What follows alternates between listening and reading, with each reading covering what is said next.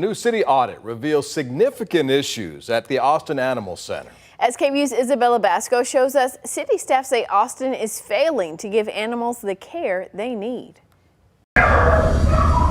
The Austin Animal Center is strained and not providing the quality of care the city would expect, according to a recent city audit. The audit revealed serious issues. Assistant City Auditor Keith Salas says dogs are being kept in crates that are too small. Because we're over capacity, we've had to resort to putting animals in pop-up crates. The audit found dirty conditions. There's feces spread on the ground, or when you have these clogged air vents that are clogged with fur and whatever other waste, that can help spread disease. And relationships with stakeholders are strained. Salas lays out some of the biggest challenges. About a year ago, the Animal Advisory Commission passed a resolution where they said they did not have confidence in the management of the animal shelter. The findings presented in an Audit and Finance Committee meeting at City Hall.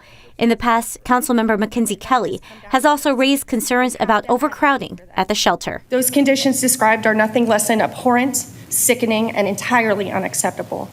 And unfortunately, I have nothing kind to say right now. Austin Animal Center's Kelsey Clare hopes the audit will generate conversations about what the future holds. So we've been struggling for a very long time, for years at this point, in balancing being an open intake shelter and hitting the 95% live release rate, as well as providing humane care for the animals. At this point, we need to change. But Salas cautions building a bigger shelter wouldn't solve all the problems. No matter how big it is, you're going to get to a point where you have more animals than you're able to care for.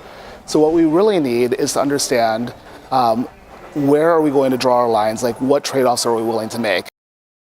And the Office of the City Auditor issued 6 recommendations for the shelter that ranges from establishing policies to working with an independent third party. Now, the city manager appointed an outside consultant.